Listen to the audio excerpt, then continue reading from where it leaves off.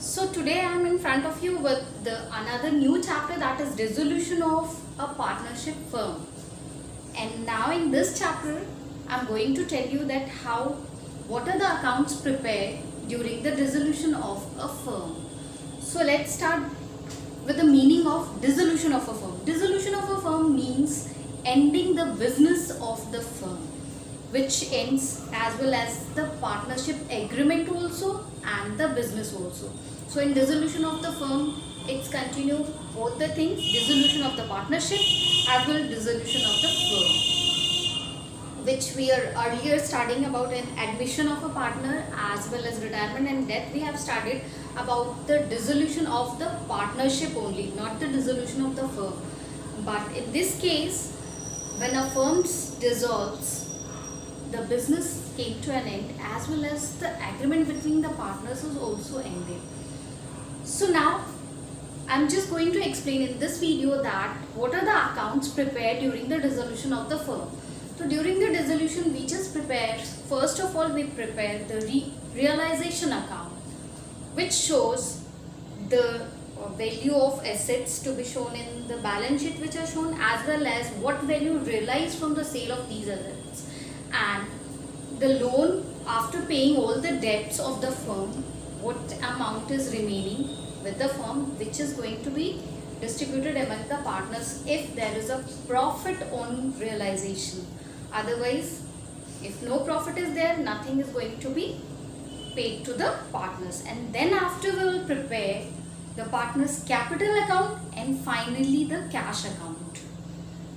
But if the condition is there, if the partner has given loan to the firm, or if the firm has given loan to the partner, these two conditions also I am going to add in this video, so that the concept should be clear to you. Then if a partner is giving loan to the firm, then what treatment will be done with that, and if firm is giving loan to the partner, then what treatment will be done for that.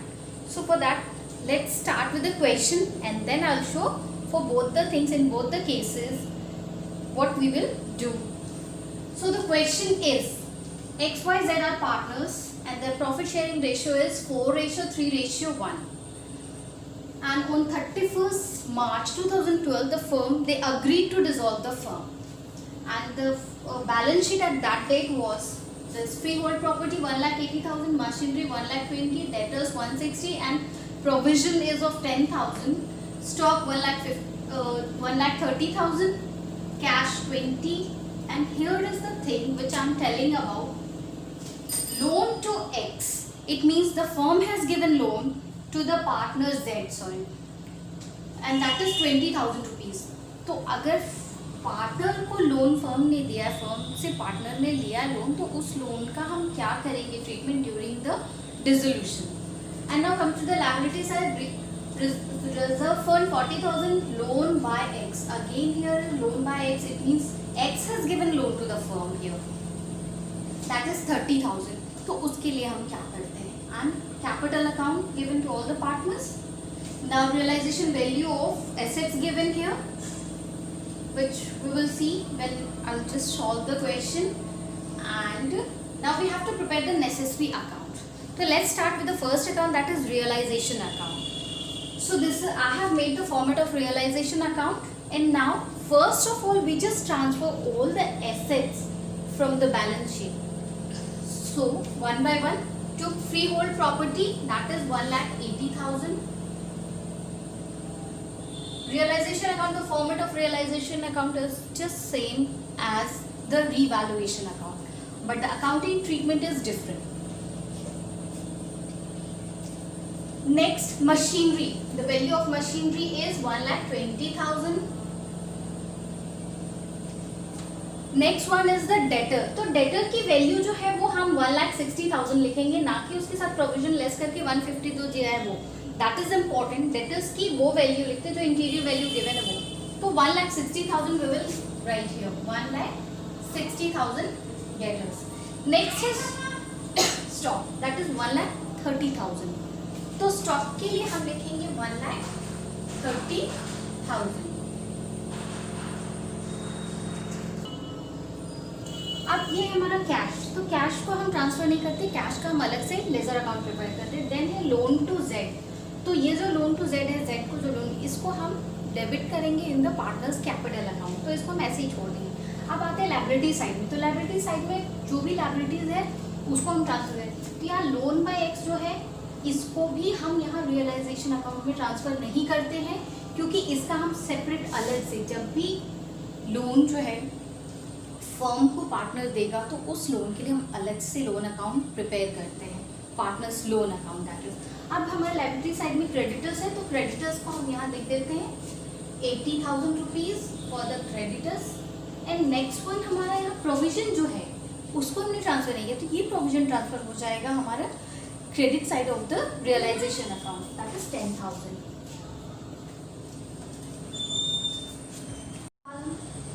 Creditors को transfer करेंगे, तो creditors की value है 80,000 creditors की value रखेंगे। अब हमने जितने भी एसेट्स और लायबिलिटीज थे उसको ट्रांसफर कर लिया। अब बात आती है रियलाइजेशन वैल्यू की, तो एसेट्स जब सेल आउट होंगे तो उससे जो भी वैल्यू रियलाइज हो है वो यहाँ पे ऑलरेडी गिवन है, तो उसके अकॉर्डिंग हम एसेट्स की वैल्यू जो रियलाइज होगी उसको बाय कैश अकाउंट करके क्रेडिट साइड में दिखाएंगे। और फिर एक एक एसेट्स का जो जो वैल्यू है, जैसे सबसे पहले फ्री होल्ड प्रॉपर्टी, तो फ्री होल्ड प्रॉपर्टी की वैल्यू 2,20,000 है, हम यहाँ लिखेंगे 2,20,000। देन नेक्स्ट है हमारा मशीनरी, उससे हमारा रियलाइजेशन वैल्यू है 1,10,000, तो 1,10,000। नेक्स्ट इसके बाद है डेटर्स, तो डेटर्स जो है वो 10% लेस पे रियलाइज हो रहा है, तो डेटर्स के लिए हम उसका वैल्यू था 1,60,000, उसका 10% लेस करेंगे तो 1,44,000 आएगी उसकी वैल्यू, डेटर्स हो गया। इसके बाद ये स्टॉक वो रियलाइज हो रहा है 1,20,000 के, तो स्टॉक का लिखेंगे 1,20,000। नेक्स्ट इसके बाद है यहाँ पे गुडविल की भी वैल्यू गिवन है, तो गुडविल को भी हम कैश में रियलाइज कर रहे हैं, दैट इज 40,000, तो यहाँ हम लिखेंगे 40,000।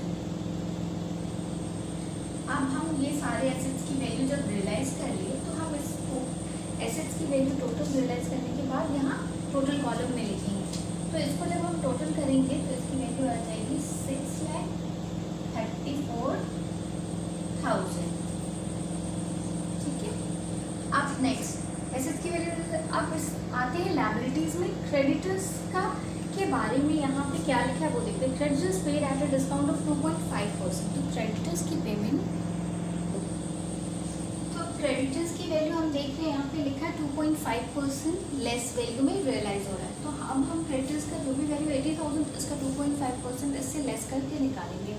यहाँ लिखेंगे थ्रू कैश अकाउंट, ब्रैकेट में क्रेडिटर्स लिखेंगे, क्रेडिटर्स से जो वैल्यू पे ऑफ हो रही है क्रेडिटर्स को उसका लिखेंगे, दैट इज 78,000 क्रेडिटर्स लिखेंगे।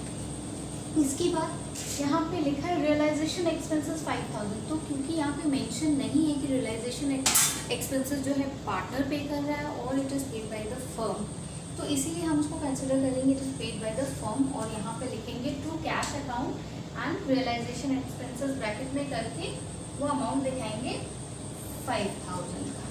अब नेक्स्ट आते हैं यहाँ पे रेंट रुपीज़ 3,000 आउटस्टैंडिंग, 3,000 का आउटस्टैंडिंग रेंट है, तो फर्म इज डिजर्विंग, इसीलिए ये must be paid, this 3,000 outstanding rent must be paid, तो इसको भी हम पे ऑफ करेंगे to cash account, rent paid and the amount is 3,000।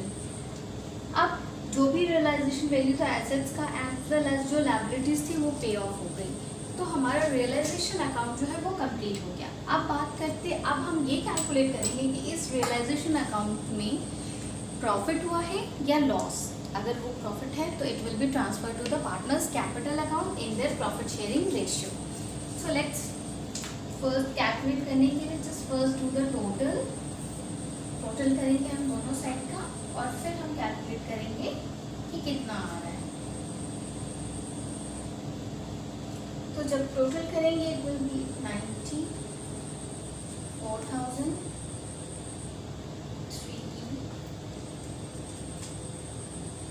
24 and 617 7,24,000 total हो रहा है, तो यहाँ भी हमारा टोटल आएगा 7,24,000। अब हम बैलेंसिंग करेंगे तो इधर का टोटल, अब बैलेंसिंग करेंगे तो हमारा बैलेंसिंग फिगर आ रहा है 48,000 का। इट मीन्स ये जो 48,000 आया है balancing figure, it is a profit. अब ये प्रॉफिट डिस्ट्रीब्यूट होगा अमंग द पार्टनर्स, तो इसके लिए हम लिखेंगे to profit transferred to partners capital account. फिर एक एक पार्टनर का हम लिखेंगे X, Y and Z और तीनों का अमाउंट देंगे। That is this 48,000 will be distributed in 4:3:1। तो उसके अकॉर्डिंग जब हम डिस्ट्रीब्यूट करेंगे तो X का शेयर हो जाएगा 24,000 एंड Y का होगा 18,000 और फिर हो जाएगा हमारा 6,000 फॉर Z।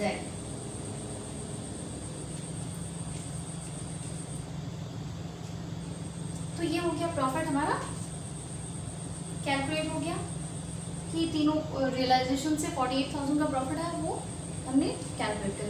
अब नेक्स्ट आती है लायबिलिटी साइड में हमारा लोन बाय एक्स। ठीक है, जो एक्स के द्वारा लोन लिया गया था वो अभी पे ऑफ नहीं हुआ, तो लोन की भी पेमेंट, अगर लोन के बारे में क्वेश्चन साइलेंट है तो it means it is understood that loan will be paid at the same amount. जो भी अमाउंट लोन का है वो उतना फुल्ली पेड अप हो गया है। तो अब हम इसके लिए लोन अकाउंट प्रिपेयर करेंगे। तो लोन अकाउंट प्रिपेयर करने के लिए यहाँ पे एक्स लोन अकाउंट मैंने उसका लेजर बना लिया है। अब हम पे करेंगे तो बाय बैलेंस BD, पहले क्रेडिट साइड में जो लोन है उसको यहाँ लिखेंगे हम 30,000 रुपीज़। अब इसकी पेमेंट होनी है तो उसको हम पे करेंगे कैश अकाउंट से, तो टू कैश अकाउंट फिर लिखेंगे 30,000 और यहाँ फिर हम इक्वल कर देंगे 30,000 एंड 30,000। तो हमारा जो लोन है वो पेड ऑफ हो गया, उसको हम रियलाइजेशन में नहीं दिखाते, उसको हम यहाँ अलग से लोन अकाउंट करके पार्टनर्स लोन को दिखाते हैं। अब नेक्स्ट आता है हमारा, इसके बाद रियलाइजेशन प्रिपेयर हो गया, लोन भी पेड ऑफ हो गया। अब हम बनाएंगे पार्टनर्स कैपिटल अकाउंट। तो पार्टनर्स कैपिटल अकाउंट का लेजर ऑलरेडी मैंने प्रिपेयर कर रखा है। अब हम तीनों पार्टनर्स का कॉलम XYZ बना लिया है, इधर भी debit side and credit side. तो सबसे पहले तीनों पार्टनर्स के कैपिटल अकाउंट को हम ट्रांसफर करेंगे। तो बाय बैलेंस BD X का 2 लाख, Y का 1,50,000 एंड Z का हो जाएगा 1,20,000। बैलेंस ट्रांसफर करने के बाद अब हम ये देखते हैं यहाँ पे लोन टू Z, यानी कि Z को जो लोन था वो हम पार्टनर्स कैपिटल अकाउंट में, यहाँ कैपिटल अकाउंट में डेबिट करेंगे इसका, ताकि ये इसके कैपिटल अकाउंट से ये लोन जो है वो पे ऑफ हो सके। ये Z का लोन है तो Z का लोन पे ऑफ हो जाएगा टू लोन अकाउंट Z, और Z के अमाउंट कॉलम में डेबिट साइड में हम शो करेंगे 20,000। इतना 20,000 से जितने का लोन Z ने लिया था फर्म से उतना उसके डेबिट साइड कैपिटल अकाउंट के डेबिट साइड में रख देंगे। अब बात करते हैं नेक्स्ट, इसके बाद हमने रियलाइजेशन अकाउंट प्रिपेयर किया और उसमें प्रॉफिट हुआ है, तो वो प्रॉफिट ट्रांसफर हो जाएगा यहाँ पार्टनर्स कैपिटल में। तो वो लिखेंगे by realisation account profit. But इससे पहले एक चीज़ हमारी छूट रही है, दैट इज रिजर्व फंड जो यहाँ दिया है। तो रिजर्व फंड, क्योंकि जो फंड का अमाउंट है 40,000, ये पार्टनर्स अपनी प्रॉफिट शेयरिंग रेशियो में डिस्ट्रीब्यूट करेंगे। तो इसके लिए हम लिखेंगे बाय रिजर्व फंड और ये 40,000 डिस्ट्रीब्यूट करेंगे इन 4:3:1।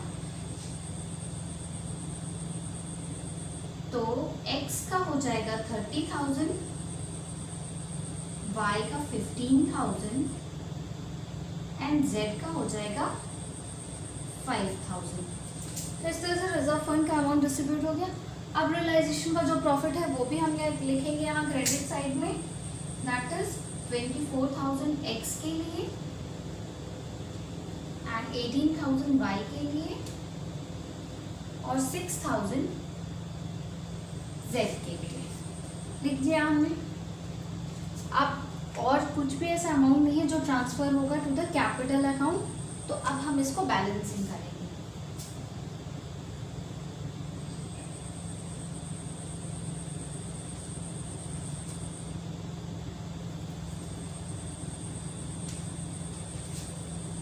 तो सबसे पहले स्टार्ट करते हैं Z से। तो Z का टोटल आ जाएगा 1,30,000। उसके बाद Y का टोटलिंग करेंगे तो हो जाएगा 1,83,000। 1,83,000 Y के कैपिटल अकाउंट का टोटल हो गया। अब X के कैपिटल अकाउंट का हम टोटल करेंगे तो 2,44,000 X के कैपिटल अकाउंट का टोटल हो गया। हमने टोटल कैलकुलेट कर लिया। अब हमारा डेबिट साइड का भी टोटल इतना ही होगा तो वो भी हम लिख देते हैं और फिर हम लास्ट में बैलेंसिंग फिगर कैलकुलेट करेंगे। 1,30,000 for Z, 1,83,000 for Y and 2,44,000 for Z। अब हम बैलेंसिंग फिगर कैलकुलेट करें और इस कैपिटल अकाउंट को हम बैलेंस करते हैं कैश अकाउंट से, क्योंकि जो भी बैलेंसिंग फिगर कैपिटल अकाउंट का बचेगा वो सीधे कैश के थ्रू वो पे ऑफ होगा टू द पार्टनर्स। तो टू कैश अकाउंट कर रहे हैं यहाँ पे। तो एक्स का क्योंकि यहाँ डेबिट साइड में कुछ भी नहीं है इसलिए वो टोटल उसका बैलेंसिंग फिगर हो जाएगा 2,44,000। वाई का भी उतना ही सेम हो जाएगा क्योंकि यहाँ पे वाई के डेबिट में भी कुछ नहीं है, 1,83,000। अब जेड की बात करें तो उसका लोन अकाउंट 20,000 जो ट्रांसफर हुआ है तो वो लोन अकाउंट यहाँ लेस करेंगे तो इसका बैलेंसिंग आएगा 1,10,000। ये balancing figure of capital account हो गया जो हमने कैश से बैलेंस किया। अब नेक्स्ट इसके बाद लास्ट अकाउंट प्रिपेयर होगा वो है कैश अकाउंट। तो कैश का हम लेजर यहाँ प्रिपेयर कर लिए और अब उसका अकाउंट जो है बैलेंस बीडी वो ट्रांसफर करेंगे टू बैलेंस बीडी करके डेबिट साइड में और अमाउंट लिखेंगे 20,000। इसके बाद हम कैश का जो भी रियलाइजेशन और कैपिटल अकाउंट में जहाँ जहाँ कैश यूज हो उससे ट्रांसफर करेंगे। तो सबसे पहले हम रियलाइजेशन अकाउंट से ट्रांसफ़र करते हैं। तो यहाँ रियलाइजेशन अकाउंट में हमारा जितने भी एसेट्स की वैल्यू रियलाइज हुई है वो कैश के थ्रू है तो बाय कैश अकाउंट है, तो इसको हम टू रियलाइजेशन अकाउंट करके लिखेंगे और सारी वैल्यूज जो एसेट्स की है उसको हम यूज करेंगे। That is 6 lakh. तो रियलाइजेशन अकाउंट एसेट्स रियलाइज लिख के और अमाउंट लिखेंगे 6,34,000। अब इसके बाद नेक्स्ट हम आते हैं इस साइड देखते हैं तो क्या क्या पे ऑफ हुआ है। टू कैश करके हमने क्रेडिटर्स का पे किया है 78,000। तो बाय रियलाइजेशन अकाउंट क्रेडिटर्स 78,000। इसी तरह से फिर एक्सपेंसेस पेड हुआ है रियलाइजेशन एक्सपेंसेस 5,000 का। तो बाय रियलाइजेशन अकाउंट एक्सपेंसेस करके 5,000। नेक्स्ट उसके बाद ये आउटस्टैंडिंग रेंट जो था वो पे ऑफ हुआ है तो यहाँ भी बाय रियलाइजेशन अकाउंट 3,000 वो रेंट करके लिखेंगे 3,000। अब इसके बाद हमारा यहाँ पे और कोई कैश रियलाइजेशन अकाउंट में तो नहीं है। अब आते हैं हम लोन अकाउंट में। तो लोन अकाउंट में हमारा टू कैश करके एक्स लोन पेड हुआ है तो इसको भी हम यहाँ लिखेंगे बाय एक्स लोन अकाउंट और अमाउंट हो जाएगा 30,000 क्योंकि लोन जो हुआ है ये। अब इसके बाद नेक्स्ट बात करते हैं लोन की पेमेंट होगी।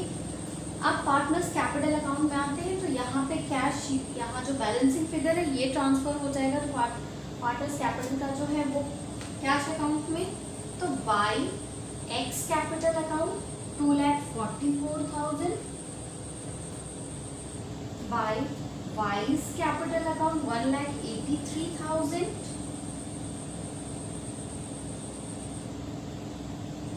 और नेक्स्ट उसके बाद हमारा Z के कैपिटल अकाउंट में दैट इज 1,10,000। 10,000। अब हम इसका टोटल करेंगे तो टोटल हम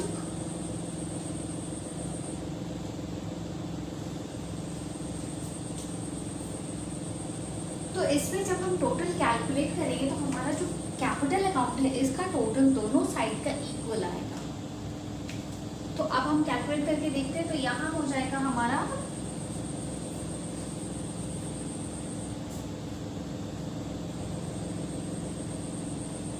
6,54,000। अब हम इधर चेक करते हैं कि हमारा 6,54,000 आ रहा है या नहीं। तो हम इधर भी टोटल करते हैं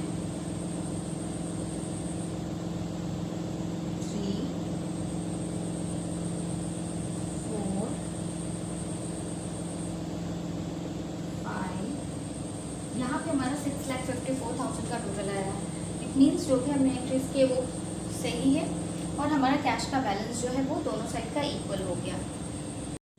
नाउ आई होप कि you all are now able to prepare the accounts, related accounts whenever the firm dissolve। जब भी कोई पार्टनरशिप फर्म का डिसोल्यूशन होगा तो उस टाइम में क्या क्या अकाउंट्स प्रिपेयर करते हैं और कैसे करते हैं, you all are now able to solve it. और उसके साथ साथ जो loan by the partner and loan to the partner, ये दोनों ही कंडीशन में कैसे एंट्रीज रिकॉर्ड करेंगे और कैसे उसको मेंटेन करेंगे, that I hope that must be clear to you all.